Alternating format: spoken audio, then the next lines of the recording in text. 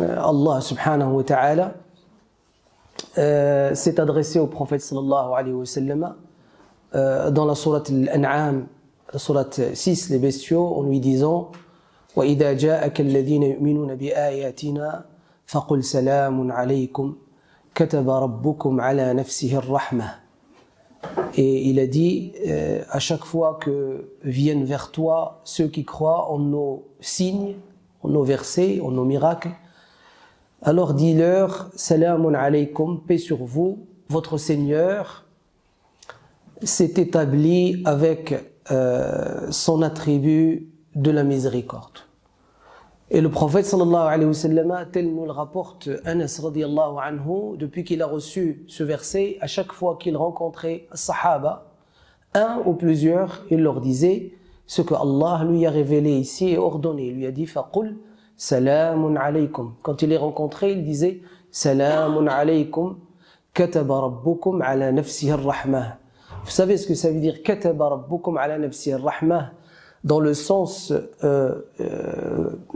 propre des mots, c'est-à-dire votre Seigneur s'est pris l'engagement d'être le tout miséricordieux envers vous.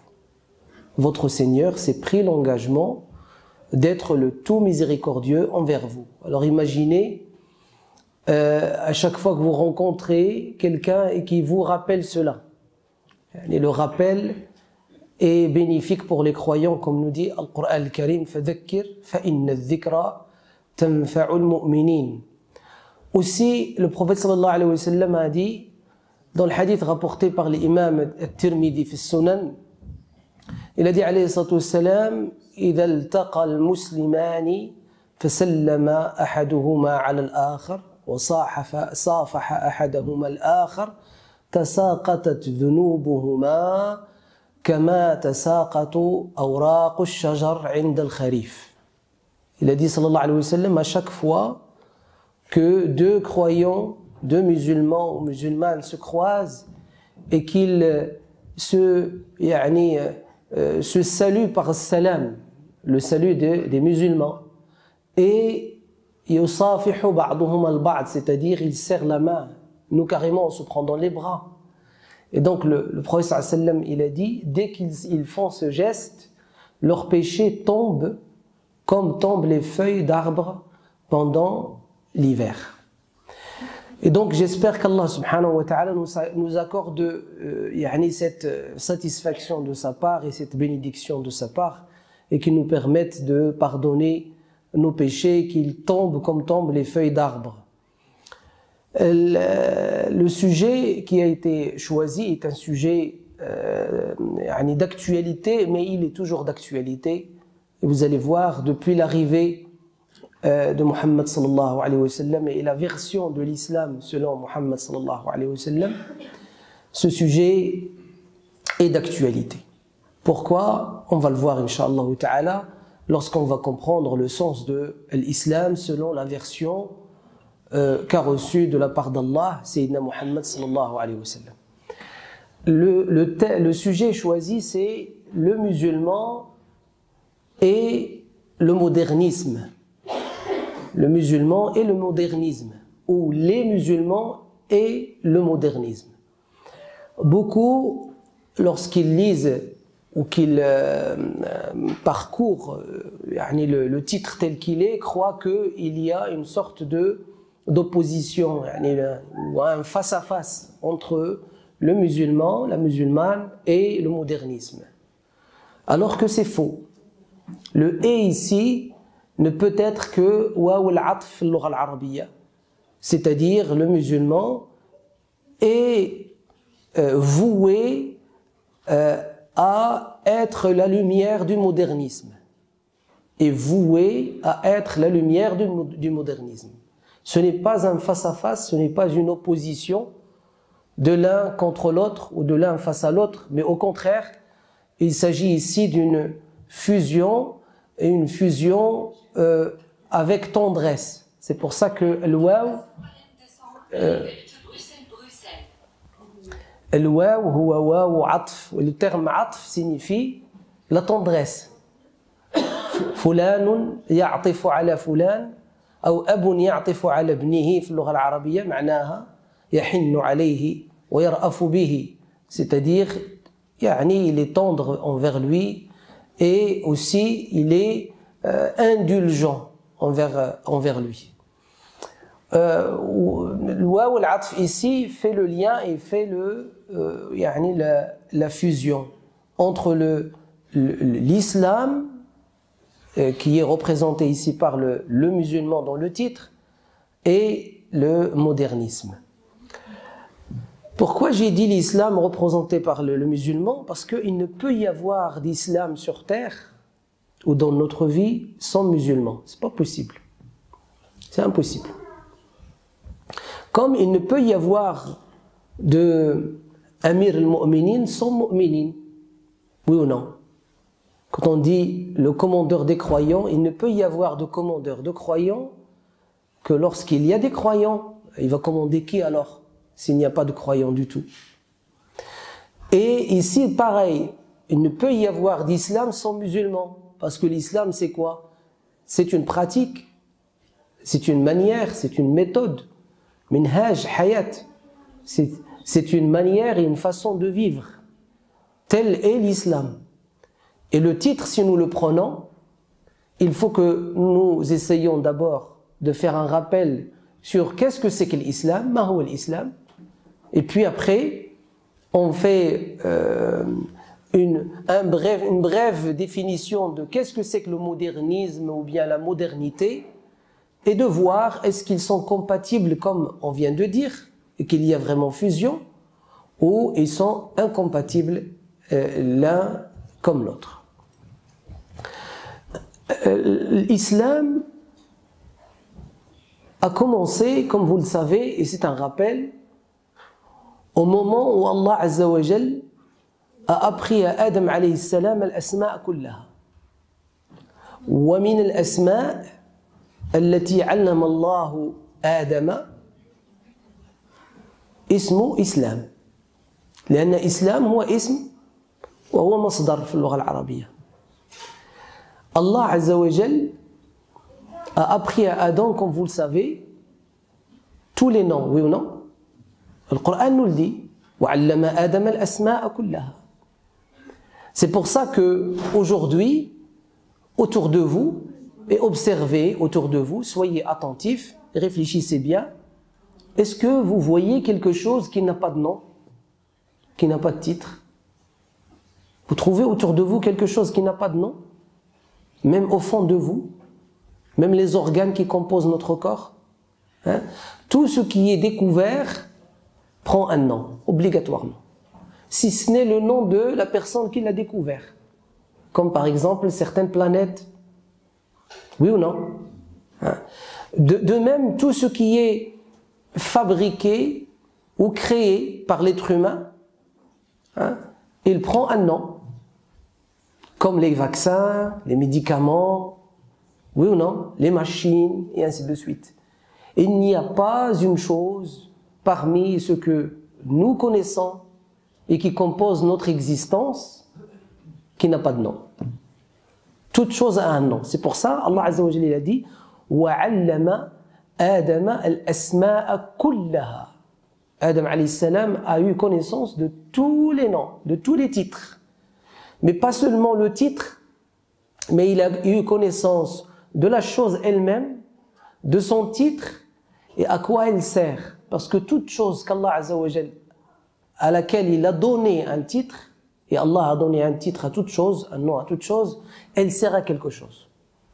Même si, d'un point de vue révélé de la part d'Allah Azza wa Jalla, d'un point de vue canonique, elle peut être illicite. Par exemple, la chair du porc. On n'a pas le droit de manger la chair du porc. Al-Khinzir, n'est-ce pas? On n'a pas le droit de le manger.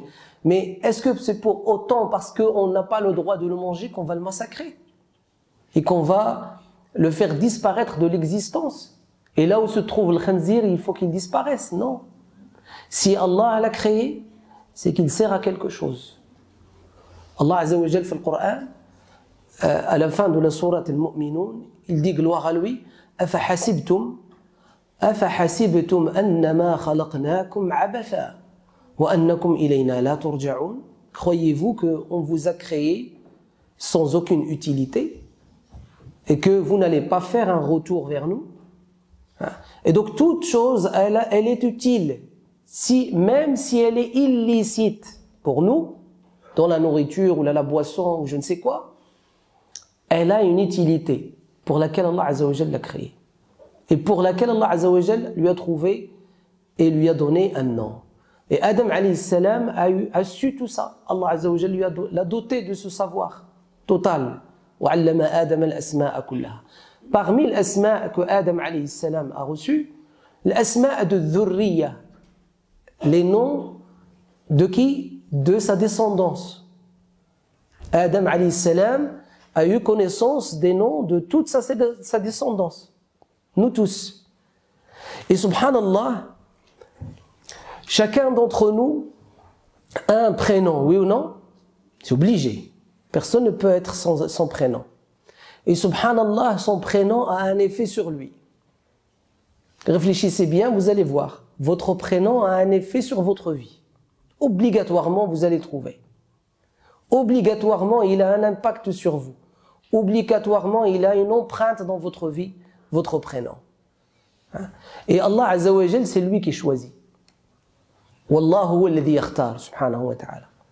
Et parmi ce qu'il a choisi, gloire à lui, il a choisi de créer Adam alayhi salam et de faire en sorte que Adam alayhi salam, wa Hawa, Ève, est une descendance. Et dans cette descendance, Allah Azza wa Jal a choisi d'envoyer des prophètes et messagers. Chaque prophète et chaque messager n'est qu'un maillon dans une chaîne depuis Adam alayhi salam, le premier prophète. Et Adam alayhi salam est le premier musulman, selon notre compréhension du terme musulman, nous, les musulmans. Et le mot musulman, ou islam, signifie s'en remettre totalement et entièrement à Allah, à Dieu, gloire à lui. D'où nous le tirons de la source qui est la principale source de l'islam, qui est le Coran. Nul ne peut parler de son titre si ce n'est la source de celui qui porte ce titre. Et la source de l'islam, c'est le Coran. Le Coran nous parle de Sayyidina Ibrahim alayhi salatu wassalam. Sayyidina Ibrahim alayhi salam et Sayyidina Ismaïl, lorsqu'ils construisaient le Kaaba et qu'ils étaient en train de construire le Kaaba, ils invoquaient Allah Azza wa Jal. وإذ يرفع إبراهيم القواعد من البيت وإسماعيل ربنا تقبل منا إنك أنت السميع العليم ربنا واجعلنا, écoutez bien, اجعلنا مسلمين لك ومن ذريتنا أمة مسلمة لك وأرنا مناسكنا وتب علينا إنك أنت التواب الرحيم ربنا وابعث فيهم رسولا منهم يتلو عليهم آياتك ويعلمهم الكتاب والحكمة ويزكيهم إنك أنت العزيز الحكيم ومن يرغب عن ملة إبراهيم إلا من سفه نفسه ولقد اصطفيناه في الدنيا وإنه في الآخرة لمن الصالحين إذ قال له ربه أسلم قال أسلمت لرب العالمين ووصى بها إبراهيم بنيه, يعني هذه الكلمة الإسلام, ووصى بها إبراهيم بنيه ويعقوب يا بني إن الله اصطفى لكم الدين فلا تموتن إلا وأنتم مسلمون أم كنتم شهداء إذ حضر يعقوب الموت إذ قال لبنيه ما تعبدون من بعدي قالوا نعبد إلهك وإله آبائك إبراهيم وإسماعيل وإسحاق إلها واحدا ونحن له مسلمون. يعني toute une page qui parle de l'islam et des musulmans. Et Allah Azza wa Jal donne le sens à l'islam lorsque Ibrahim alayhi salatu wassalam va montrer les sources de l'islam, et Allah Azza wa Jal, après qu'il a montré Ibrahim alayhi salatu wassalam les sources de l'islam, Allah subhanahu wa ta'ala, il lui dit alors anta aslim idh qala lahu rabbuhu aslim, alors toi sois musulman, sois musulman. Qu'est-ce qu'il a répondu Ibrahim alayhi salatu wassalam? قال أسلمت لرب العالمين, يعني remets-toi entièrement à moi. Ibrahim alayhi salatu wassalam a dit je me remets entièrement à Allah, Seigneur des mondes. Quels sont les principes que Ibrahim alayhi salatu wassalam a notifiés ici? Ils sont dans son invocation. Ib'ath fihim rasulan minhum. C'est qui Hadar Rasoul? C'est qui le messager parmi eux? Muhammad sallallahu alayhi wa sallam. Regardez bien, Muhammad sallallahu alayhi wa sallam, qu'est-ce que va dire de lui la fin de Surat Al-An'am, la fin de Surat les Bestiaux, Surat 6. قل إنني هداني ربي إلى صراط مستقيم. Dit, mon Seigneur m'a guidé à une voie droite. ملة إبراهيم حنيفا. La voie de Abraham, le monothéiste. وما كان من المشركين, et qui n'a jamais fait partie des idolâtres. قل, يعني Muhammad عليه الصلاة والسلام, قل إن صلاتي, certes, mes adorations de proximité avec Allah, parce que le terme salati ne signifie pas les 5 prières. Salat signifie le lien avec Allah. قل إن صلاتي يعني الصلة بالله. قل إن صلاتي, d'accord, mes adorations qui me mettent à proximité avec Allah. قل إن صلاتي ونسكي, et mes rites, ومحياي, et ma vie, ومماتي, et ma mort, لله رب العالمين. Vous voyez, لله, yani je m'en remets à Allah lorsque je l'adore. Je m'en remets à Allah lorsque je pratique le culte. Je m'en remets à Allah lorsque je pratique le rite. Je m'en remets à Allah dans toute ma vie. Je m'en remets à Allah durant ma mort. D'accord? Lillah, sans aucun associé. La sharika lah, wa bidhalika umirtu. C'est ce que Allah m'a prescrit. Wa ana, yani Muhammad sallallahu alayhi wa sallam, wa ana awwalul muslimin. Vous voyez? Et je suis le premier musulman. Et donc le premier musulman, dans la version qu'a reçue Muhammad sallallahu alayhi wa sallam de l'islam, c'est Muhammad lui-même alayhi salatu wa sallam. Car c'est lui qui a reçu Iqra, oui ou non? Mais pourtant nous on lit Iqra. Et Iqra, elle s'adresse à nous, oui ou non? Elle s'adresse à tous ceux qui ont reçu cela de Muhammad sallallahu alayhi wa sallam par la suite. Mais c'est lui le premier qui l'a reçu. Comme c'est lui le premier qui a reçu Qul huwa Allahu ahad. Qul, ça veut dire dit. Hein? Et donc, Muhammad alayhi salam, c'est lui le premier qui l'a reçu. Et puis par la suite, tous ceux qui vont recevoir cela de Muhammad sallallahu alayhi wa sallam, ils le reçoivent. De même, lorsque Abdullah ibn Abbas radiyallahu anhuma nous dit à chaque fois que Muhammad sallallahu alayhi wa sallam récite قول الله عز وجل سبح اسم ربك الأعلى كان يقول سبحان ربي الأعلى. Donc regardez, à chaque fois que Muhammad sallallahu alayhi wa sallam récite, vous voyez la sourate Al-A'la, sourate le Très-Haut, le premier verset, سبح اسم ربك الأعلى, glorifie ton Seigneur le Très-Haut. Muhammad sallallahu alayhi wa sallam, il dit quoi? Que mon Seigneur soit glorifié. Donc il y a quoi? Il y a un rapport avec ce qu'il reçoit, alayhi salatu wassalam. Il y a une réponse de sa part. Il y a un va-et-vient entre ce qui descend et ce qui monte vers Allah Azza wa Jal. Ce qui descend, c'est la révélation et la prescription. Ce qui monte vers Allah Azza wa Jal, c'est وَقَالُوا سَمِعْنَا وَأَطَعْنَا غُفْرَانَكَ رَبَّنَا وَإِلَيْكَ الْمَصِيرُ. Ils dirent, nous avons entendu, nous obéissons. Avec l'obéissance, elle monte avec quoi? Avec la demande de pardon. Parce que dans l'obéissance, on a des manquements, oui ou non? C'est pour ça qu'après chaque prière, le prophète sallallahu alayhi wa sallam, il disait quoi? Astaghfirullah, astaghfirullah, astaghfirullah. Immédiatement. Dès qu'on termine, salam alaykum, Sayyidina Muhammad sallallahu alayhi wa sallam nous a appris de dire quoi? Astaghfirullah, astaghfirullah, astaghfirullah. Alash. Parce que l'adoration en elle-même, cette prière elle-même, on n'est pas parfait. On ne peut pas la faire à la perfection. Très peu, ils sont très rares ceux qui la pratiquent et qui l'accomplissent à la perfection. Et donc, qu'est-ce qui va remplir le vide et creuser dans ma prière que je viens de terminer? L'istighfar. C'est pour ça Allah Azza wa Jal il dit وَقَالُوا سَمِعْنَا وَأَطَعْنَا غُفْرَانَكَ رَبَّنَا وَإِلَيْكَ الْمَصِيرُ. Il dit nous entendons, nous obéissons, pardonne-nous Seigneur, vers toi est le retour.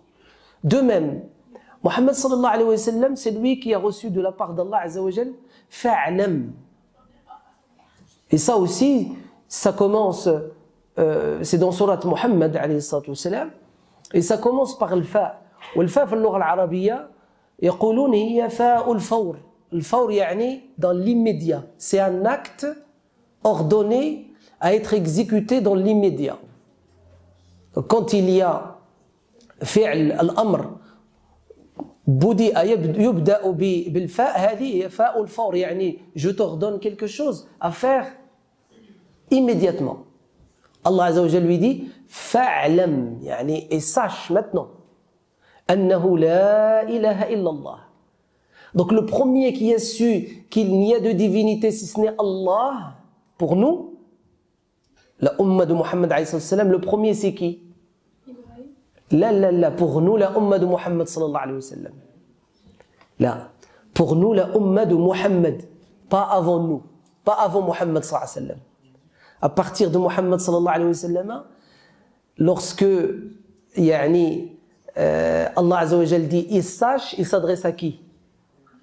Au prophète, on a dit. Le premier c'est le prophète, soyez attentifs s'il vous plaît, pour que vous puissiez suivre le fil avec moi. Depuis tout à l'heure, je vous dis, c'est le prophète qui reçoit le premier. C'est pour ça que Allah Azza wa Jal lui a dit wa ana awwalul muslimin. Nous musulmans ou pas musulmans? Nous musulmans. Mais est-ce que je peux moi prétendre et dire je suis awwalul muslimin? Non, awwalul muslimin c'est celui qui reçoit pour la première fois le Coran. Nous, on a reçu le Coran, oui ou non? Mais on n'est pas les premiers à le recevoir. C'est génération après génération jusqu'à nous. Et donc celui qui a reçu fa'lam et sache dans la umma de Muhammad sallallahu alayhi wa sallam, c'est Muhammad alayhi salam. Et tous ceux qui vont recevoir par la suite, qui vont l'entendre, qui vont le lire, qui vont le mémoriser, ce verset dans la sourate Muhammad sallallahu alayhi wa sallam, ils sont interpellés par ce verbe qui est dans l'impératif et qui rend le savoir et la quête de la connaissance obligatoire jusqu'à la fin de notre vie. Il n'y a pas de retraite. Vous voyez, là, en France, il y a les manifestations, le blocage et tout ça pour la retraite. Pour la science et le savoir, il n'y a pas de retraite. Comme pour l'éducation. L'éducation, c'est un travail sur soi et sur autrui qui sont sous notre charge éducative. C'est un travail et un effort permanent jusqu'à l'agonie, jusqu'à la fin. Hein?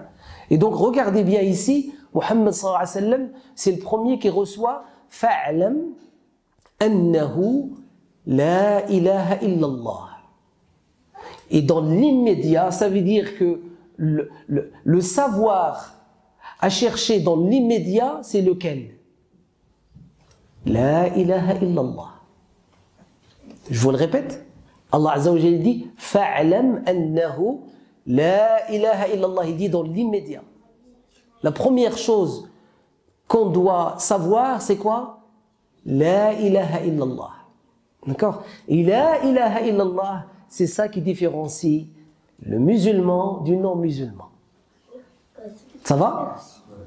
Sur terre, depuis l'arrivée de Muhammad sallallahu alayhi wa sallam jusqu'à aujourd'hui, jusqu'à la fin du monde, nul ne dit la ilaha illallah avec le sens qu'il n'y a de divinité à adorer sans aucun associé et qu'il n'y a de seigneurie à laquelle il faut obéir sans aucun associé si ce n'est Allah, personne à part les musulmans. C'est pour ça qu'ils ont le titre de musulmans, muslimin. C'est clair pour vous? Très bien. Allah yaslah awlad al-muslimin.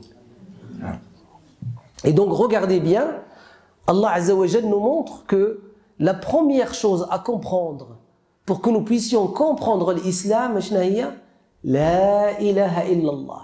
Et regardez bien, yamzajuha, il la mêle à quoi? À une action immédiate. Il lui dit fa'lam, et donc fa'lam yani et sache, fais l'effort de comprendre, de savoir ce que c'est que la ilaha illallah, et immédiatement il lui dit quoi dans le verset? Wastaghfir li dhanbika wa lil mu'minina wal mu'minat. Et demande pardon au sujet de tes méfaits et de ceux des croyants et des croyantes. Vous voyez? C'est-à-dire que la ilaha illallah, c'est pas une parole. La ilaha illallah, c'est le moteur de l'action. Et dans l'action, on fait des erreurs. Et donc on demande pardon à qui? À celui à qui nous vouons l'unicité. La ilaha illallah. Et donc quand on lui demande pardon, alors que nous avons la certitude et la connaissance du fait qu'il est la ilaha illallah, il n'y a de Dieu si ce n'est Allah, on lui demande pardon. En lui demandant pardon, il faut qu'on sache, en lui demandant pardon, on utilise quel attribut de la ilaha illallah pour lui demander pardon? Quel attribut qui irait avec la demande de pardon, mes frères et sœurs? Quel attribut d'Allah? Al-Ghafour, Al-Ghaffar, Al-Afou, Al-Tawwab. Vous voyez? Et donc regardez ce qu'on a dit. Vous avez dit Ghafour, vous avez dit Ghaffar.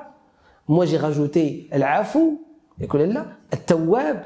Ça va, vous voyez? On a cité 4. 4 que on a sorti de la ilaha illallah. Rien qu'en demandant pardon.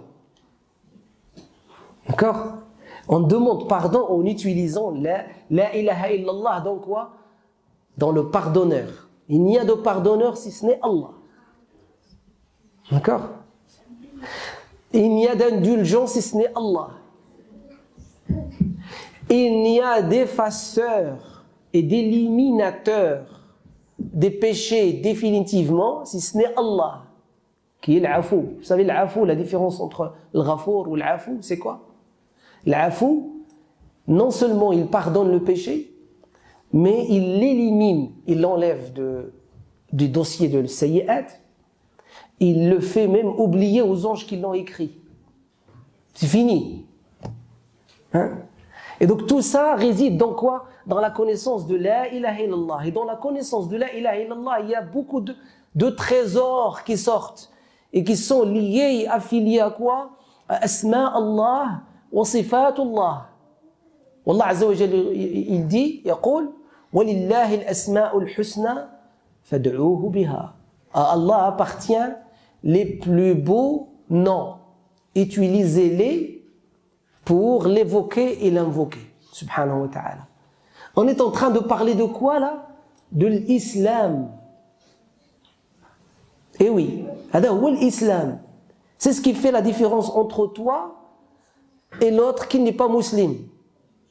C'est que toi, tu as une foi, et moi, et une conviction en un Seigneur tout miséricordieux, très miséricordieux. Vous ne la trouverez citée et mentionnée que dans le Coran.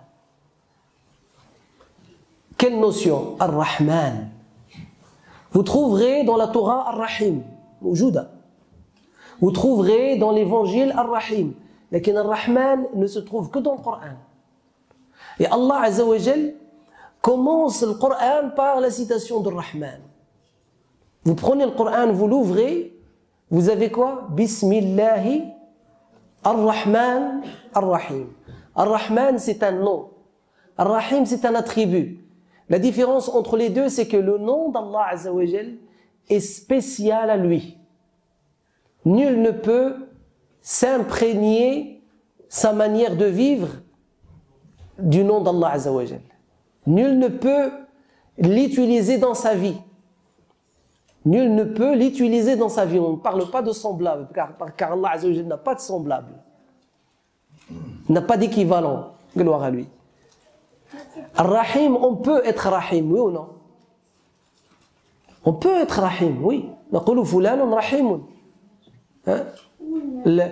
النبي صلى الله عليه وسلم الله عز وجل dit وما أرسلناك إلا رحمة للعالمين. Allah Azza wa Jalla dit de lui بالمؤمنين رؤوف رحيم. النبي صلى الله عليه وسلم. والمؤمنين قال الله عز وجل entre les mu'minines ils sont comment? محمد رسول الله والذين معه أشداء على الكفار رحماء بينهم. Vous savez, أشداء على الكفار, beaucoup de traducteurs malveillants l'ont traduit, ils sont durs et sévères envers les négateurs. Wallah al-azim, c'est du mensonge. C'est du mensonge avéré et volontaire. Pas du tout. Le musulman ou Muhammad sallallahu alayhi wa sallam n'a jamais été dur et sévère envers les non-croyants.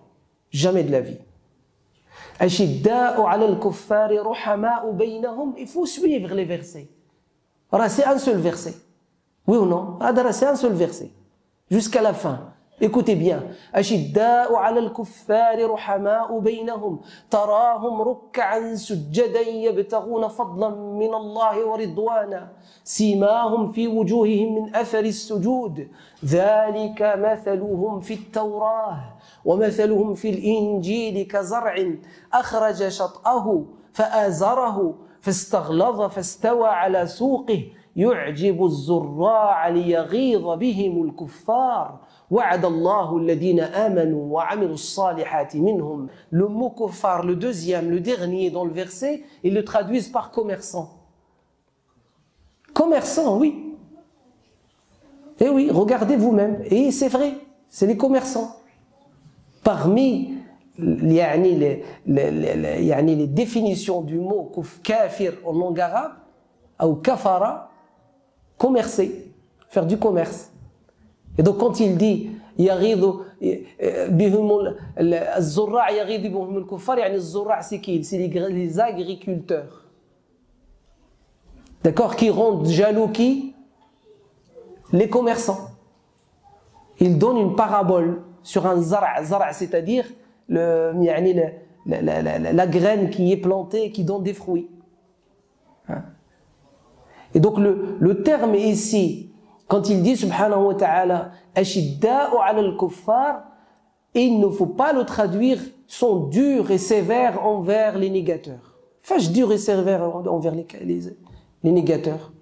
Pourquoi alors je ne traduirai pas dur et sévère envers les commerçants, comme j'ai traduit le kuffar à la fin? Non, il s'agit ici de quoi sont-ils durs par rapport, qu'est-ce qui est dur venant d'eux à concevoir de la part des non-musulmans? C'est cette fraternité, c'est cette clémence entre eux. D'accord? C'est ce qu'il va citer dès le début. Il dit Ruhama'u baynahum. Mais est-ce qu'il a dit que ça? La suite c'est quoi? Tarahum, tu les verras. Rukka'an, ils s'inclinent. Sujjadan, ils se prosternent. Simahum fi wujuhihim min athari sujud. Ils ont une lumière qui jaillisse de leur visage grâce à quoi? À sujud, grâce à la prosternation. Beaucoup croient que c'est la trace qui est sur le front. Non. Ah non. C'est pas la trace qui est au front, il faut faire très attention. Le prophète sallallahu alayhi wa sallam va parler de cette sima fil wajh. Il dit alayhi salatu wa sallam, je reconnaîtrai ma communauté le jour de la résurrection grâce aux ablutions, ils seront comme les chevaux noirs avec une tache blanche sur la face. C'est pas la tache que nous avons ici au front quand on pose le front au sol. Ça ne veut rien dire. Combien de ceux qui ont cette tache et que c'est des pervers? Eh oui. Et combien ont eu cette tâche et ont quitté l'islam, ils sont devenus des agnostiques. Eh oui. Ou des chrétiens. Ils ont carrément apostasié. Combien? Ce n'est pas ça ce que Allah Azza wa Jal veut dire. Allah, il veut dire cette lueur qui jaillit du visage, celle de la foi, celle du véritable sujoud lillah, l'écrasement devant la grandeur d'Allah Azza wa Jal. Hada huwa l'islam. L'islam, là, c'est pas une apparence. L'islam, c'est ruh. C'est ce que nous disent nos maîtres. L'islam, ruhun yasri fil mujtama'. L'islam, c'est une âme, c'est un esprit qui jaillit dans la société. Il permet à la société de se rendre compte de ce qu'elle est et de son importance. Ce qui est dur pour ceux qui ne vivent pas cette situation, c'est cette situation elle-même. Et c'est quoi cette situation? Ruhama'u baynahum. Ils sont cléments les uns envers les autres. Alors regardez bien. Ce verset-là, qui nous montre que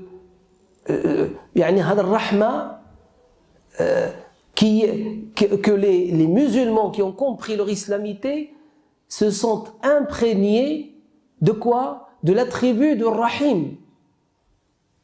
Et non pas du nom Ar-Rahman. Car le nom Ar-Rahman ne peut être donné que Allah. Qui nous le dit? Allah dans le Coran. Allah nous dit قُلِ ادْعُوا اللَّهَ أَوِ ادْعُوا الرَّحْمَنَ أَيًّمَّا تَدْعُوا فَلَهُ الْأَسْمَاءُ الْحُسْنَى. Vous vous rappelez tout à l'heure, on a dit le verset qui dit وَلِلَّهِ الْأَسْمَاءُ الْحُسْنَى فَادْعُوهُ بِهَا. À Allah appartiennent les plus beaux noms et utilisez-les pour l'invoquer et l'évoquer. Ça va, vous vous rappelez de ça? Là, dans ce verset, Allah Azza wa Jalla nous dit quoi?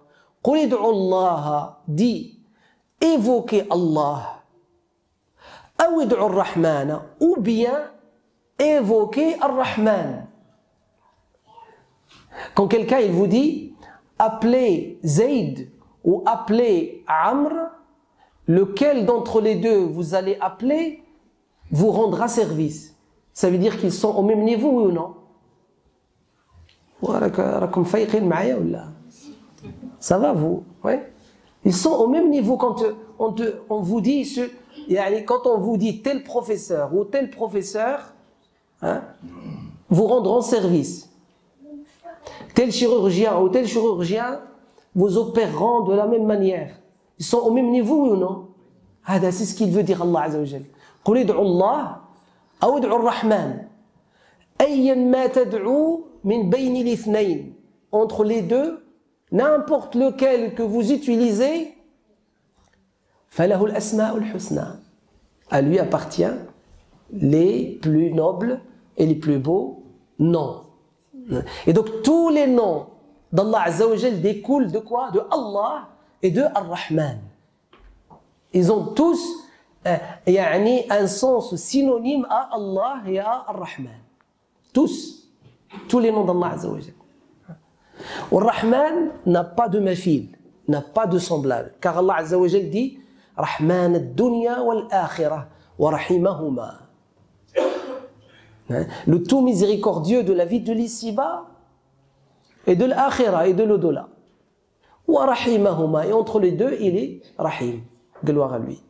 Aussi, Allah Azza wa Jalla يقول ورحمتي وسعت كل شيء. Ma miséricorde a fait quoi? Elle a embrassé toute chose.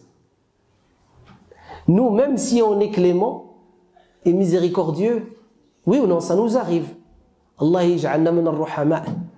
Nabi sallallahu alayhi wa sallam قال ارحموا من في الأرض يرحمكم من في السماء. Soyez clément envers ceux qui vivent sur terre, celui qui est au-dessus des cieux le sera envers vous.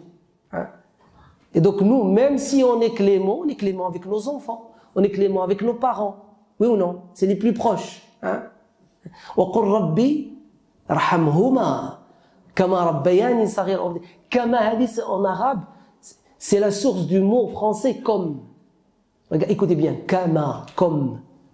D'accord? Et donc, kamal, c'est-à-dire tel que. Donc, s'il nous dit, ô Seigneur, sois clément envers eux, tels qu'ils étaient envers moi quand j'étais petit, ça veut dire ils étaient quoi? Ils étaient cléments. D'accord? Et donc, Ar-Rahma, hiya mutabadala. Ar-Rahma, elle doit être quoi? Échangée. Elle devrait traverser nos idées, traverser nos intentions, traverser nos vocations, traverser nos volontés et se traduire dans nos relations. C'est ce que veut nous dire Allah Azza wa Jalla. Ruhama'u baynahum. Entre eux, ils sont cléments. Regardez comment il nous décrit. Puis il nous décrit par l'inclination. Il nous décrit par la prosternation. Il nous décrit par cette lumière qui jaillit de la foi. Et cette lumière et cette lumière, Allah la cite aussi dans la sourate Al-Qiyamah. Allah Azza wa Jalla dit wujuhu yawma idhin nadirah bid-dad ila rabbiha nadirah bid-dha. C'est quoi la différence entre nadirah et nadirah? Nadirah, ça veut dire la vision, voir. Ils vont voir leur Seigneur. Nadirah, c'est min al-nadara, la lumière, l'ishraq, wa al-nour. Donc c'est des visages resplendissants de lumière qui jaillit d'eux. Et ça, vous l'avez encore dans le Coran. Allah Azza wa Jalla, sur al-Hadid, le fer, qu'est-ce qu'il nous dit? Il nous dit, subhanahu wa ta'ala, نورهم بين أيديهم وبأيمانهم يقولون ربنا تقبل منا إنك أنت العزيز الرحيم. نورهم, leur lumière, le jour de la résurrection, jaillit devant eux et éclaire leur côté de droite, pas la gauche, parce que le côté de la gauche, c'est là où il y aura les al-munafiqin, les hypocrites dans le groupe des musulmans. Et donc, يقول الله عز وجل ونادى أصحاب النار أصحاب الجنة. Donc, il y a même un discours entre ceux-là et les autres, dans un monde qui est autre que le monde que nous connaissons nous dans la vie de l'ici-bas. Et donc, la première chose qu'il faut comprendre de l'islam, c'est que l'islam c'est le monothéisme pur. فَاعْلَمْ أَنَّهُ لَا إِلَهَ إِلَّا اللَّهُ. Et tout ce qui découle de la ilaha illallah comme ilm, comme connaissance et savoir, c'est l'islam. Première chose qui découle comme ilm de la ilaha illallah, rahmatallah, la miséricorde d'Allah. Première miséricorde d'Allah offerte à l'humanité, وَمَا أَرْسَلْنَاكَ إِلَّا رَحْمَةً لِلْعَالَمِينَ, le premier musulman, Muhammad sallallahu alayhi wa sallam, وَأَنَا أَوَّلُ الْمُسْلِمِينَ. Suivez-moi, barakallahu fikum.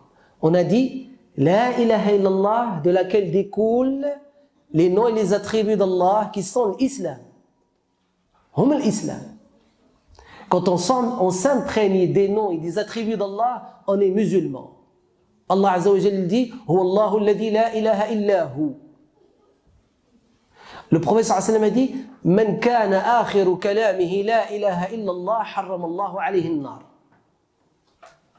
Donc, par quoi on rentre dans l'islam et on embrasse l'islam, c'est la ilaha illallah, c'est ce témoignage.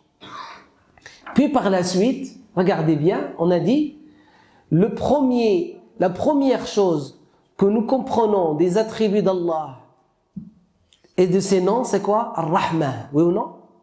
On a dit Ar-Rahman, la miséricorde, ça va? Et par laquelle Allah a décrit les musulmans en les comparant aux non-musulmans, ces non-musulmans que c'est dur pour eux. C'est dur pour eux de voir que eux n'ont pas vraiment cette rahma, que malheureusement nous on a perdu. On a perdu beaucoup de plumes de notre rahma, on les a perdues. Et donc cette rahma, Allah l'a incarnée dans un homme qui est awwal al-muslimin, le premier musulman. C'est qui hada? Muhammad sallallahu alayhi wa sallam. C'est pour ça que vous dites la ilaha illallah et après vous dites quoi? Muhammadur Rasulullah. C'est comme ça qu'on devient musulman, oui ou non? Hada huwa l'islam. L'islam c'est quoi? C'est s'en remettre à Allah Azza wa Jal en mettant en application La ilaha illallah, Muhammadur Rasulullah. Et pour mettre en application La ilaha illallah, il faut qu'on comprenne qu'est-ce que je veux dire par Ashhadu an la ilaha illallah. Beaucoup de musulmans, vous leur dites, qu'est-ce que ça signifie Ashhadu an la ilaha illallah que vous dites? Pendant l'adhan, oui ou non? On le dit. Pendant le tashahhud, on le dit. On le dit de temps en temps pour nous soulager, oui ou non? On dit Ashhadu an la ilaha illallah, ashhadu anna... Des fois, on le dit quand on est... ça va pas. Hein? Et ça se voit dans la manière de le dire. Hein? Et donc, Ashhadu an la ilaha illallah, que nous répétons, que nous disons, et que nous, on dit que c'est ce qui fait du musulman le musulman. Oui ou non? C'est quoi son sens? Alors, prenez de moi, barakallahu fikum, ce que j'ai pris de l'imam Ibn al-Qayyim, rahimahullah, un sens précis, clair, simple, court. Mémorisons-le. Et transmettons-le à ceux que nous aimons, les plus proches de nous. Ibn al-Qayyim rahimahullah a dit Ashhadu an la ilaha illallah ma'naha Allahumma inni iyyaka urid. Ashhadu an la ilaha illallah signifie Oh Allah, c'est toi que je veux. Les versets de la fin de la sourate 6, les bestiaux, qu'est-ce qu'ils nous disent? Qul inna salati wa nusuki wa mahyaya wa mamati lillahi rabbil alamin la sharika lah. Et donc, iyyaka urid, c'est toi, ô mon Seigneur, que je veux. Par quoi? Par ma salat, par mon rite, d'accord? Par ma vie, par ma mort. C'est toi que je veux. Ibrahim, Allah Azza wa Jal lui a dit remets-toi à moi. Il a dit je m'en remets au Seigneur des mondes entièrement. هذه هي إن صلاتي ونسكي ومحياي ومماتي لله رب العالمين. D'accord? C'est toi, oh Ya Rabbi, c'est toi que je veux. Quand j'ouvre mes yeux, c'est toi que je veux. Quand je tends mon oreille, c'est toi que je veux. Quand je pense, c'est toi que je veux. Quand je fais, c'est toi que je veux. Quand je ne fais pas, c'est toi que je veux. Quand je parle, c'est toi que je veux. Quand je me mets en silence, et ça vaut mieux pour moi, c'est toi que je veux. Quand je donne, c'est toi que je veux. Quand je reçois, c'est toi que je veux. Quand je me déplace, c'est toi que je veux. Quand je fréquente et je côtoie, c'est toi que je veux. Quand j'étudie, c'est toi que je veux. Quand je mange, c'est toi que je veux. Quand je m'habille, c'est toi que je veux. Quand je me déshabille, c'est toi que je veux. Quand je jeûne, c'est toi que je veux. Quand je m'endors, c'est toi que je veux. Quand je me réveille, c'est pour toi et toi que je veux. Quand je sors, c'est toi que je veux. Quand je rentre, c'est toi que je veux. Quand je me marie, c'est toi que je veux. Quand je côtoie mon épouse, je côtoie mon époux pour avoir un enfant, c'est toi que je veux. Et c'est pour toi que je le veux. Rabbi inni nadartu ma fi batni muharrara. Ô Seigneur, à toi, j'offre ce que j'ai dans mon ventre, dit Hanna, mère de Maryam alayhi salam. Je me remets entièrement à toi, mon Seigneur. Il n'y a que toi qui compte pour moi, ô mon Seigneur. Il n'y a que ta satisfaction que je veux et qui compte vraiment pour moi, ô mon Seigneur. C'est pour ça, barakallahu fikum, notre bien-aimé alayhi salam, qui est rahma lil alamin, parmi al-rahma qu'il nous a transmis, innamal a'malu bin niyat. Les actes ne valent que par leurs intentions. L'intention arrive au Seigneur avant l'action. C'est pour ça. Et donc quand je me remets entièrement à mon Seigneur, ça veut dire dans quoi? Dans mes intentions, mes volontés. Tout ce que je fais, c'est de mes volontés d'abord. C'est d'abord des volontés, c'est d'abord une intention et des intentions. Et l'intention, elle a 4 étapes. Et subhanallah, par miséricorde d'Allah Azza wa Jal, avant d'arriver à la 4e étape, Allah, si elle est mauvaise, cette intention, cette volonté, avant qu'on arrive à la dernière étape, c'est-à-dire vouloir le faire, ça y est. Rien ne m'empêchera. Avant d'arriver à ce qu'on appelle l'azm, la quatrième étape, les 3 premières étapes, si je m'arrête à la 3e et je ne vais pas jusqu'à la 4e, Allah ne la comptera pas cette intention contre moi. Vous voyez la miséricorde d'Allah? Hein? Vous voyez pourquoi je dois vouloir mon Seigneur et à tout prix mon Seigneur. Et ce n'est que lui que je veux, gloire à lui. Parce qu'en réalité, je ne suis que par lui et je ne retourne que vers lui. Parce que c'est lui qui m'a fait début et qui me fera fin. Parce que sans mon Seigneur, je ne suis rien. Réfléchissez bien. Sans Allah Azza wa Jalla, on n'est rien. C'est pour ça Allah Azza wa Jalla nous dit وَمَا خَلَقْتُ الْجِنَّ وَالْإِنسَ إِلَّا لِيَعْبُدُونَ مَا أُرِيدُ مِنْهُمْ مِنْ رِزْقٍ وَمَا أُرِيدُ أَنْ يُطْعِمُونَ إِنَّ اللَّهَ هُوَ الرَّزَّاقُ ذُو الْقُوَّةِ الْمَتِينَ. Je n'ai créé les djinns et les êtres humains que pour m'adorer. Je ne cherche point et jamais de subsistance de leur part, car c'est moi qui leur octroie leur subsistance. C'est moi à qui appartient leur subsistance. C'est moi qui leur offre leur subsistance. Gloire à lui. Et donc Allah subhanahu wa ta'ala est au centre de notre islamité.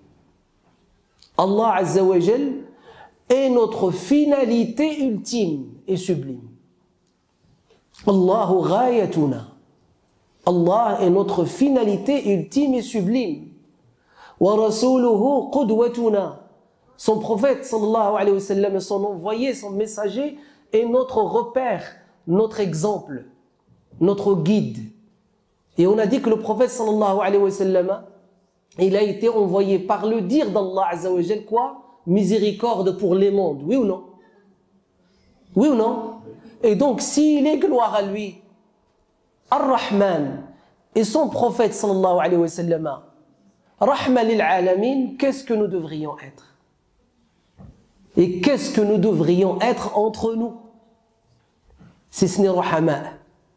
Et c'est comme ça qu'Allah Azza wa Jal nous a décrit. وهذا هو الإسلام. L'islam, c'est s'en remettre à Allah entièrement pour être quoi? Miséricorde. D'accord? هذه هي la partie de l'islam. Cette partie de l'islam, on va y revenir. À partir du moment où Muhammad sallallahu alayhi wa sallam est apparu en tant que dernier envoyé d'Allah, alayhi salatu wa sallam, il a ramené une version de l'islam propre à Muhammad sallallahu alayhi wa sallam. L'islam existait avant. Je vous ai cité les versets depuis tout à l'heure. Hein. Même Isa alayhi salam était musulman. La preuve que Isa alayhi salam était musulman. Allah Azza wa Jal, lorsqu'il a parlé de l'Hawariyin, vous connaissez les Hawariyin? Hawariyin, c'est les apôtres de Isa, de Jésus. Vous ne connaissez pas les apôtres? Jésus a-t-il eu des apôtres, oui ou non? C'est dans votre culture belge. Vous êtes belge. Vous avez étudié. Hein? Hein? Jésus a eu des apôtres. Oui ou non? Hawariyin. Les apôtres, dans le Coran, Allah Azza wa Jal nous dit dans la sourate les rangées, le rang, as-saf, il nous dit, par leur dire, ils disent à Isa alayhi salam, ils disent à Jésus, washhad bi anna muslimun, et témoigne au Jésus que nous sommes musulmans. On a cité tout à l'heure qui? Ibrahim Yakulalla. On a cité Ismaïl, Ishaq, Yaqub, Al-Asbat. Al-Asbat, c'est qui? Les 12 garçons qui sont devenus des prophètes. De qui? C'est les garçons de qui? De Yaqub. Ou Yaqub, c'est lui Israël. Et donc toute la descendance de Ibrahim alayhi salatu wassalam, en tant que prophète, tous étaient musulmans. Pourquoi? Parce que sourate al-Hajj, sourate le pèlerinage, au dernier verset, elle nous dit quoi? Elle nous dit Millata abikum Ibrahim. La voie de votre père Abraham. Huwa sammakumul muslimina min qabl. C'est lui qui vous a nommé muslimin, musulmans. Lorsque on dit millata abikum, votre père, ça veut dire que vous êtes qui pour lui? Sa descendance, ses enfants, garçons et filles, oui ou non? Et parmi la descendance de Ibrahim alayhi salatu wassalam, il y a eu Jésus, oui ou non? Musulman ou pas musulman? Par le témoignage du Coran. D'accord? Ni Jésus n'était juif, ni Moïse n'était juif. On va le prouver. Moïse n'était pas juif, pourquoi? Parce que le terme et le titre juif n'a existé que après lui. Et que vous êtes de culture belge, et que vous êtes européen, oui ou non? Ben, étudiez, vous allez voir. Qu'est-ce que ça veut dire juif? Référez-vous au dictionnaire, hein, au Robert ou bien allez, Wikipédia, malgré tout ce qu'il y a dans... Hein? À partir de quoi, Khouya? De la tribu de Juda. De Juda. C'est ce qu'ils appellent le royaume de la Judée. C'est en liaison avec Juda, rien à voir avec Moussa. Moussa était avant tout ça. Et la Judée, c'est un petit royaume au sud de la Palestine. Vous étudiez, vous allez voir. Dire que Moïse était juif, c'est quoi ce délire? C'est qu'on ne connaît pas notre histoire.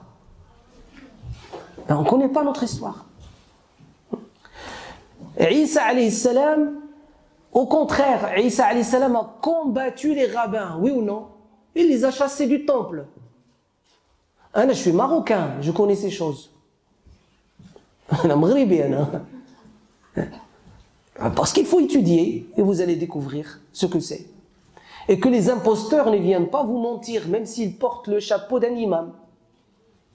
Et vous dire, Moïse était juif et Jésus était juif. Non, c'est faux. C'est faux. C'est ou bien on est musulman et on a des sources musulmanes qu'on suive, ou bien on ne l'est pas et on le dit. Et qu'on soit transparent et clair avec les gens. Si on est musulman, on suit les sources musulmanes. Le Coran nous dit que Moussa était musulman, Isa était musulman, et toute la descendance d'Abraham, en tant que prophète et croyant, était musulmane. Pourquoi? Allah Azza wa Jal dit Millata abikum Ibrahim. هو سماكم المسلمين من قبل وفي هذا ليكون الرسول شهيدا عليكم وتكونوا شهداء على الناس فأقيموا الصلاة وآتوا الزكاة واعتصموا بالله هو مولاكم فنعم المولى ونعم النصير. Dernier verset surat le pèlerinage, vous avez la référence. Les apôtres, ils ont dit et témoignent que nous sommes musulmans. Si les élèves disent témoignent que nous sommes musulmans, le maître il serait quoi? Il serait juif? C'est bizarre à dire. Hein? Si les élèves d'un pharmacien, un docteur en pharmacie, il forme des pharmaciens. Les élèves qu'il a, ils disent nous sommes pharmaciens après être formés et diplômés. Leur maître qui leur a donné le diplôme, il est quoi? Boucher. Hein?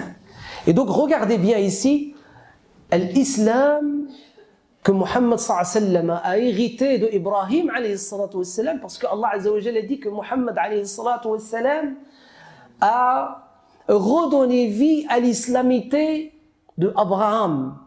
Il dit wa in min shi'atihi la Ibrahim.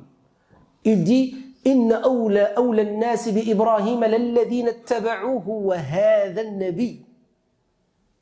Les véritables alliés de Abraham, ce sont ceux qui suivent ses pas jusqu'à l'arrivée de ce Nabi, de Muhammad sallallahu alayhi wa sallam. Et donc, l'islam, en réalité, c'est quoi? C'est un héritage qui a été transmis de génération en génération. Walakin, chaque prophète, selon son contexte, il a eu une version qui correspond à son contexte. Muhammad sallallahu alayhi wa sallam n'a pas été envoyé pour un contexte particulier. C'est faux. C'est pour ça que je vous dis, imma hna muslimin ou la maranash muslimin. ou nous sommes musulmans et on suit nos sources, parce qu'on y croit vraiment, ou nous ne le sommes pas. Quand on dit que ces versets, Al-Qur'an, il a été révélé pour un contexte particulier et qu'il faut le garder dans son contexte, et on généralise ce sens, ça y est, Mohammed n'a été envoyé à ce moment-là qu'à qui? À Quraysh. Et non pas Rahman al-Alamin. Et ça s'est arrêté à l'époque de qui? De Quraysh. Et c'est fini. Ou bien nous croyons à nos sources et nous sommes vraiment musulmans et que nous avons la conviction que Mohammed sallallahu alayhi wa sallam a été envoyé à toute l'humanité et même le djinn. Même le djinn. C'est pour ça que Allah Azza wa Jal dit قل أوحي إلي أنه استمع نفر من الجن فقالوا إنا سمعنا قرآنا عجبا. Il a révélé une sourate djinn, elle s'appelle sourate al-djinn. Et Allah Azza wa Jal les a nommés da'i al-djinn lorsqu'il dit subhanahu wa ta'ala وإذ صرفنا إليك نفرا من الجن يستمعون القرآن فلما حضروه قالوا أنصتوا فلما قضي ولوا إلى قومهم منذرين قالوا يا قومنا إنا سمعنا كتابا أنزل من بعد موسى مصدقا لما بين يديه يهدي إلى الحق وإلى طريق مستقيم. الجن هم كيدعوا للإسلام. يا قومنا أجيبوا داعي الله وآمنوا به يغفر لكم من ذنوبكم ويجركم من عذاب أليم ومن لا يجيب داعي الله فليس بمعجز في الأرض وليس له من دونه أولياء أولئك في ضلال مبين. Allah Azza wa Jal nous montre que Muhammad sallallahu alayhi wa sallam a reçu une délégation que Allah lui a envoyée de djinn pour qu'ils apprennent de lui, comme Sahaba. Comme Sahaba. Et eux, ils ont transmis aux autres djinns. Les transmetteurs da'i al-djinn. Ils donnent le da'wa. Muhammad sallallahu alayhi wa sallam a été envoyé à toute l'humanité jusqu'à la fin du monde. Comment on le sait? Al-Qur'an le dit. Allah Azza wa Jal dit à Muhammad sallallahu alayhi wa sallam قُلْ يَا أَيُّهَا النَّاسِ إِنِّي رَسُولُ اللَّهِ إِلَيْكُمْ جَمِيعًا. Ô vous les gens, je suis l'envoyé d'Allah à vous tous. كُلْكُمْ جَمِيعًا. Et donc Muhammad sallallahu alayhi wa sallam, il a reçu sa version qui va accompagner et qui doit accompagner l'humanité jusqu'à la fin du monde. L'islam, version Muhammad sallallahu alayhi wa sallam, n'est pas limité aux Arabes. Les sources, elles sont arabes, oui ou non? Coran ou Sunna, le prophète est arabe, oui ou non? Mais l'islam est universel. L'islam est universel. Il ne faut jamais l'oublier. C'est pour ça Allah Azza wa Jal dit سبحانه وتعالى يا أيها الناس إنا خلقناكم من ذكر وأنثى وجعلناكم شعوبا وقبائل لتعارفوا إن أكرمكم عند الله أتقاكم إن الله عليم خبير. Verset 13 de la sourate Les Appartements. Et il n'a révélé ce verset, il l'a placé ici qu'après avoir mentionné al-muslimin entre eux. Il dit subhanahu wa ta'ala إنما المؤمنون إخوة فأصلحوا بين أخويكم واتقوا الله لعلكم ترحمون. C'était avant ce verset. Il dit subhanahu wa ta'ala وإن طائفتان من المؤمنين اقتتلوا فأصلحوا بينهما. C'est avant ce verset. Il dit subhanahu wa ta'ala يا أيها الذين آمنوا لا يسخر قوم من قوم عسى أن يكونوا خيرا منهم. C'est avant ce verset. Il dit subhanahu wa ta'ala يا أيها الذين آمنوا اجتنبوا كثيرا من الظن إن بعض الظن إثم. C'était avant ce verset. Il dit subhanahu wa ta'ala يا أيها الذين آمنوا إن جاءكم فاسق بنبأ فتبينوا أن تصيبوا قوما بجهالة فتصبحوا على ما فعلتم نادمين. Et donc du verset 6 jusqu'au verset 13, Allah parle de muslimin, muslimin, muslimin, muslimin. Et Allah Azza wa Jal leur donne le titre de quoi? Mu'minin. Ya ayyuhalladhina amanu. D'accord? Amanu de qui? Ils ont cru en qui? En Muhammad sallallahu alayhi wa sallam. Sur terre, personne ne croit en Muhammad sallallahu alayhi wa sallam si ce n'est vous. Si ce n'est les musulmans. Oui ou non? Oui ou non? Hum al-mu'minun. Et c'est ceux-là qui ont la foi. La foi en qui? En Muhammad sallallahu alayhi wa sallam. Et donc Muhammad alayhi wa sallam, donc il a eu une version. Cette version, elle est venue après plusieurs versions. Oui ou non? Elle a fait quoi? Elle a abrogé certaines prescriptions dures, sévères, contraignantes, même des rabbins que j'ai côtoyés, que j'ai fait intervenir devant mes élèves, ont reconnu que la religion juive est contraignante. Il y a beaucoup de contraintes, il y a beaucoup d'adoration, il y a beaucoup de fêtes, il y a beaucoup de restrictions, d'accord? Hein? Nous, l'islam, Allah Azza wa Jalla a fait en sorte que la version de Muhammad sallallahu alayhi wa sallam abroge toutes ces contraintes. Qu'est-ce que nous dit Al-Qur'an dans le dernier verset de la sourate Al-Hajj, le pèlerinage? Il nous dit وَمَا جَعَلَ عَلَيْكُمْ فِي الدِّينِ مِنْ حَرَجٍ. وَمَا, dans la langue arabe, ma signifie quoi? Elle prend le sens de quoi? النفي المطلق الدائم. C'est la négation qui n'a pas de fin et qui touche toute chose. Votre religion, nous dit Allah, votre religion ne comporte aucune gêne. Dans votre religion, Allah n'a prescrit aucune gêne. C'est pour ça les ulama, ils ont sorti une règle, ils ont dit Al-haraju yazul. Toute gêne est à écarter de la vie du musulman. Regardez bien. Nous, lorsque quelqu'un, son habit est touché par la souillure, une tache de la souillure, allez, une tache d'urine, selon les malikites, qui dépasse la taille de dirham, d'accord, plus grande que le pouce, d'accord, plus petite, elle n'est pas considérée chez les malikites souillure, une grande tache, dans mon pull, là, et je dois faire la prière. Qu'est-ce que je dois faire, moi, le musulman? Question pour une championne ou un champion. Le rincer, barakallah, je fais qu'avec de l'eau. Je ne suis pas obligé de l'enlever. Je le rince avec de l'eau et je fais ma prière avec. Simple ou non? Facile ou non? Facile, subhanallah al-azim. Eh bien, sachez, ceux qui nous ont précédés, lorsque leur tissu, leur habit est taché par la souillure, ils doivent couper le morceau. Ça y est, il est touché par la souillure, il doit être jeté. Où est la gêne et la difficulté et la contrainte? Où est la souplesse et la facilité? Hein? Vous voyez? Allah Azza wa Jal nous a prescrit de jeûner Ramadan, oui ou non? À la fin du verset de la prescription du jeûne du mois de Ramadan, le verset 185 de la sourate 2, le Baqarah. Que nous dit notre Seigneur? Il nous dit فَمَنْ كَانَ مَرِيضًا أَوْ عَلَى سَفَرٍ فَعِدَّةٌ مِنْ أَيَّامٍ أُخَرَ يُرِيدُ اللَّهُ بِكُمْ. J'ai pas bien entendu. Dites-le plus fort. Hein? Al-yusr. Al-yusra wa la yuridu bikum al-usr. Allah veut pour vous la facilité, non pas la difficulté.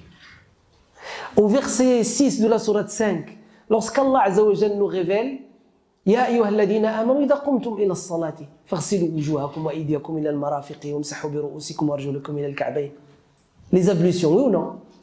Il nous a parlé après des ablutions sèches, oui ou non, dans ce verset. Il termine le verset en disant ما يريد الله ليجعل عليكم من حرج ولكن يريد ليطهركم. Allah ne veut pour vous aucune gêne. Il veut juste et tout simplement vous purifier. Donc vous voyez, cette religion elle-même, lorsqu'elle a été envoyée, elle a été envoyée par Muhammad sallallahu alayhi wa sallam pour toute l'humanité jusqu'au jour du jugement, oui ou non? Vous êtes d'accord avec moi ou pas? Melkom. Celui qui n'est pas d'accord, lève la main. Vous êtes les meilleurs. Pour toute l'humanité, d'accord? Elle a abrogé, oui ou non? Des ahkam, des règles difficiles, tout ça, on a dit, oui ou non? Elle a remplacé par ce qui est simple et souple. Elle a trouvé des souplesses, des simplicités, des facilités, des largesses pour que le musulman, même s'il est fawq al-qamar, au-dessus de la lune, il se sent musulman, il pratique l'islam. Oui ou non? Il nous accompagne jusqu'à la mort. من المهدي إلى اللحد. Ça va? هذا هو الإسلام. Eh bien, cet islam, ya ibadallah, c'est lui le modernisme. Je vous ai eu. Vous ne voyez pas que c'est lui le modernisme? Que ce qui était avant l'islam, comment il l'appelait le Coran avant l'islam? Al-Jahiliya. D'accord? Le contraire du modernisme, ça serait quoi, si Oussama? L'obscurantisme. D'accord? L'ignorance. D'accord? Hein? Certains ils disent le traditionnalisme. Traditionnalisme, c'est-à-dire suivre les traditions des parents pas par pas. C'est ce qui existait avant l'islam عند العرب, oui ou non? قالوا كانوا عليها آباؤنا من قبل والله أمرنا بها. N'est-ce pas? Eh bien, le modernisme, c'est l'islam. Et tout musulman qui se dit contre le modernisme, eh ben, il n'a rien compris dans l'islam. Il ne peut pas y avoir d'islam sans modernisme. Et le musulman est de nature modérée et moderne, dans tous ses aspects. Très certainement, il y a eu une forme d'obscurantisme qui a touché la composante musulmane en Europe, vu, comme vous dites, vous avez cité une période, les années 80, les années 90, vu ce que vivait le monde à l'époque, ce que vivait surtout le monde musulman à l'époque, si vous vous rappelez, barakallahu fikum, que dans les années 80 et 90, il y a eu beaucoup de guerres, et surtout les grandes guerres qui ont touché le monde musulman, notamment ce qu'on appelle la première guerre du Golfe, la deuxième guerre du Golfe. Il y a eu l'horreur qui a touché l'Algérie, il y a eu l'horreur qui a touché la Bosnie et les Balkans. Et donc, bien sûr, quand il y a des guerres, quand il y a des tueries, des attaques, des atrocités, apparaissent aussi en face de ces atrocités des positions aussi dures qu'il ne faut pas décontextualiser. Et ces positions de certains imams, comme vous avez dit vous-même, nous ont touchés ici, sont arrivés jusqu'à ici en Europe, en Belgique, en France en l'occurrence. Et il y a à la fois l'effet du contexte de l'époque, mais il y a aussi la question de la formation. Comment ces imams ont été formés? Ont-ils été vraiment formés? Moi, nous arrivés en France en 1986-87, l'année 86-87, et j'ai pas connu vraiment d'imams qui ont été, ou très très peu, formés vraiment. C'était des autoproclamés. C'était du bricolage. Et donc, c'était un islam de bricolage. C'était pas vraiment un islam fondé, construit, basé, et qui a des sources et des ressources. Et puis, comme il y a du bricolage, chacun essaye de mettre sa main. Hein? Ce que nous recevons, ce qui nous heurte, nous divise, nous blesse des fois, et même des fois carrément il nous meurtrit de nos jours, passe à travers les réseaux sociaux. À l'époque, il y avait une autre forme de réseaux sociaux, c'était les tracts distribués gratuitement. Un certain nombre, je ne dirais pas tous les pèlerins ne savaient pas lire, et avec bonne intention, ils les ramenaient, ils les posaient dans les mosquées. Et puis, cette idéologie a été diffusée. Je cite quelques exemples.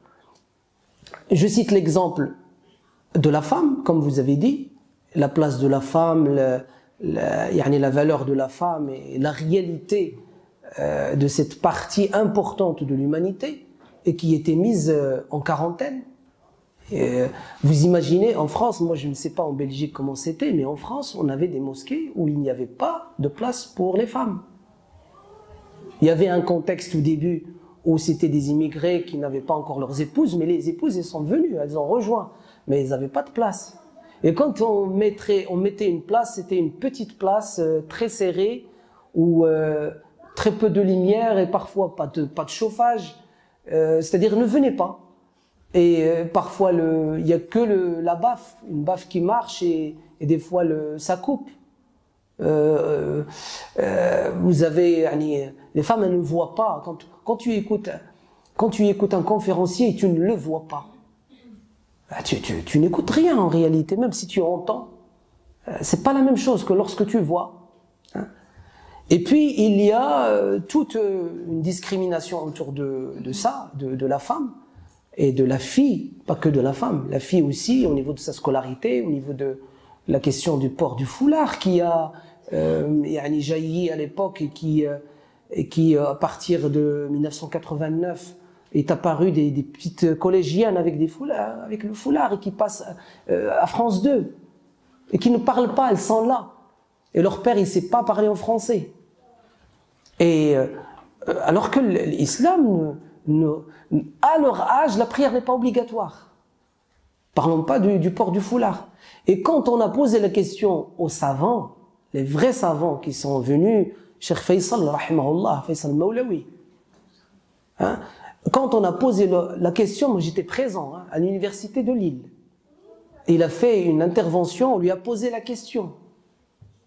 1993. Cheikh Faisal, rahimahullah, il a dit, mettez fiqh al-muwazanat, fiqh al-awlawiyat, ibadallah, comprenez. Dans l'islam, il y a ce qu'on appelle les priorités, et il y a ce qu'on appelle la connaissance et la compréhension de la balance dans les priorités. Il leur dit, l'ilm et le tissu qui couvre la tête, c'est quoi le plus important pour une fille? Et l'ilm, il a dit, et lui c'est un alim, c'est un savant, c'est pas n'importe qui. Mais nous, non. À l'époque, nos dirigeants qui dirigeaient les mosquées, aux manifestations sur le foulard, 2004, il y a des heures et des cris. Et moi, Allah était moi et mes élèves, et ceux qui me suivent, que je n'étais pas d'accord.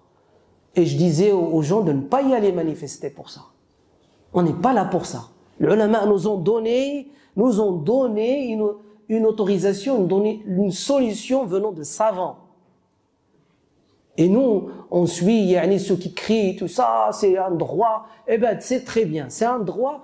Eh ben, tu te mets face à face à l'État. L'État, il fait référence à la loi. La loi, l'État est capable de la changer. Hein. Et toi, tu ne votes pas. Les musulmans, ils ne votent pas. Très peu de musulmans votent. Et donc, les élus qui font les lois, il y a qu'à se dire Oussama. En France, c'est les élus. Les élus, c'est eux qui font les lois. C'est qui les a élus? Qui les a élus, c'est qui? C'est les citoyens.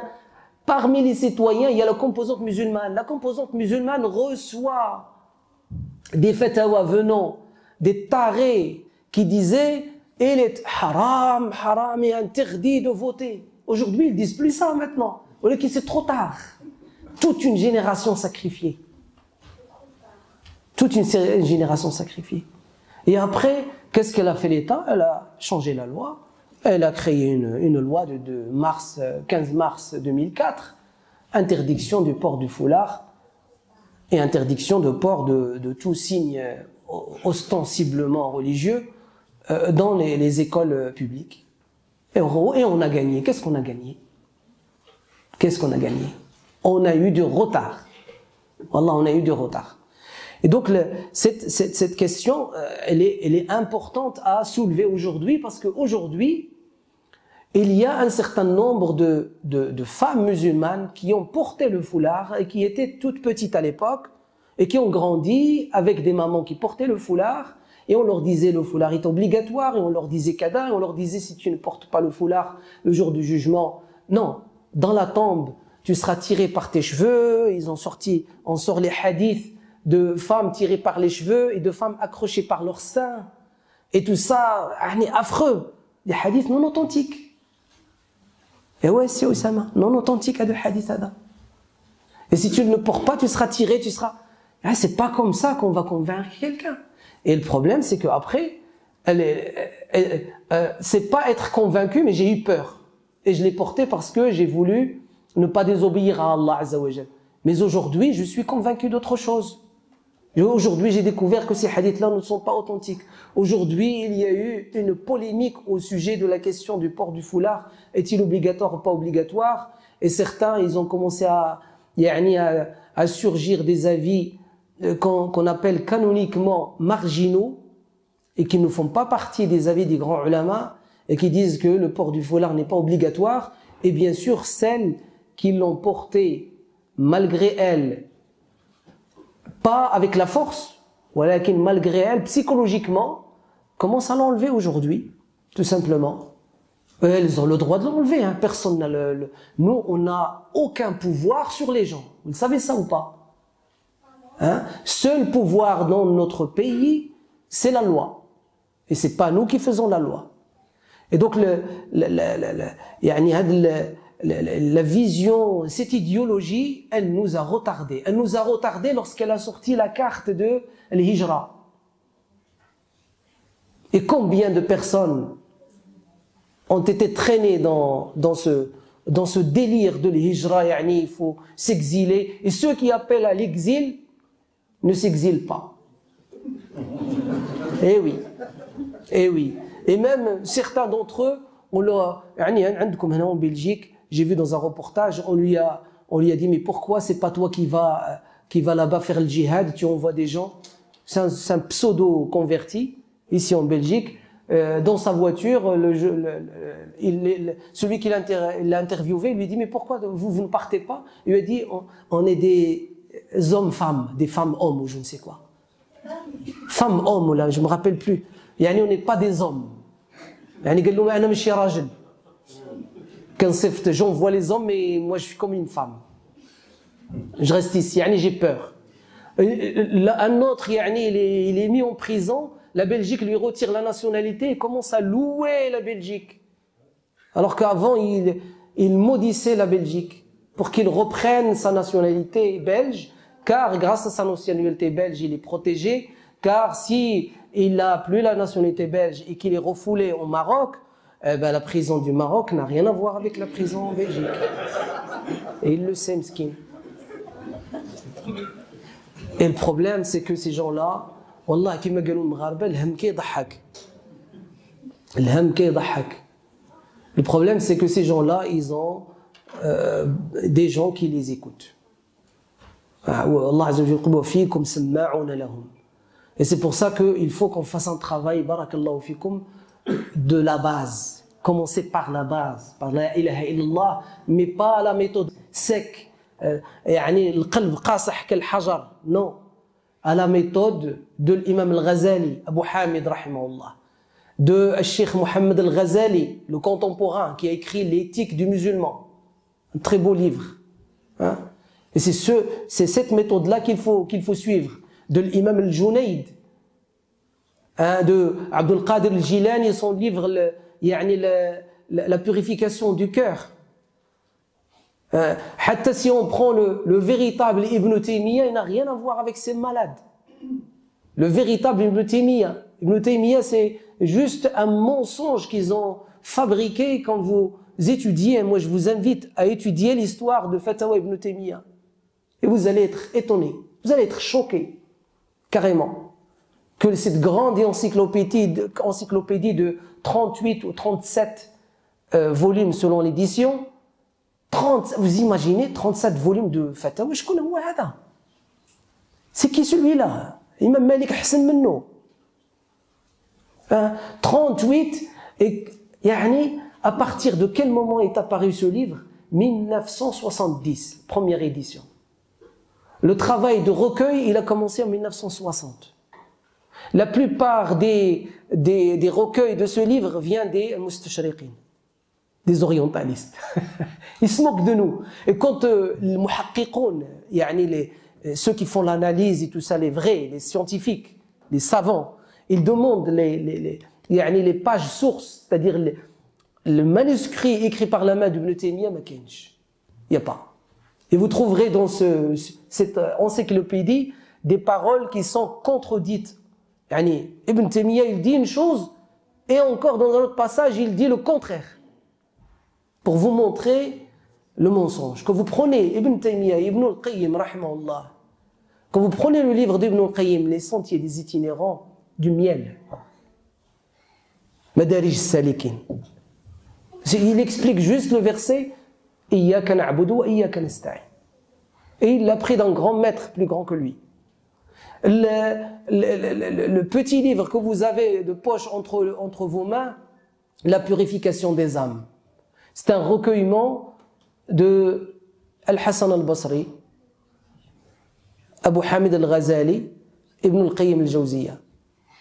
Ils ont recueilli leurs paroles concernant la purification des âmes, qu'est-ce que c'est que l'âme, la typologie des âmes, quelles sont les maladies qui touchent, quels sont les remèdes. Ah, là où est le travail. Lorsque on donne cours à nos enfants à la mosquée, qu'on arrête de leur parler de Malahim, qu'on arrête de leur parler de la bataille de Badr et de Uhud, qu'on parle, qu'on prenne le livre Al-Shifa de Al-Qadi Iyad, qui décrit le prophète sallallahu alayhi wa sallam et ses droits, de l'imam Tirmidhi, le Shama'il al-Muhammadiyya, et qu'on inculque à nos enfants l'amour du prophète sallallahu alayhi wa sallam, et le fait que le prophète était amour. Les chrétiens, ils disent Dieu est amour, oui ou non? On doit dire Muhammad est amour, alayhi salatu wa salam. Et c'est ce qu'on doit, et voilà ce que nous devrions être nous aussi en tant qu'exemple dans nos foyers, parents. Muhammad, vous imaginez, le prophète sallallahu alayhi wa sallam, il prend le morceau de pain, il le met dans la sauce, il le met dans la bouche de sa femme. On ne peut pas le faire, nous, ça devant nos enfants. Pour montrer, ouais, je suis amoureux de ta mère, j'embrasse ma femme. Pour vous dire, il n'est jamais trop tard. Il faut qu'on se rattrape, Inch'Allah. Pour les livres, je vous conseille, je vous ai cité quelques livres. Il y a le livre de Cheikh Youssouf Al-Qardawi, qui s'appelle La foi et la vie. Vous trouverez mieux que ce que je viens de dire.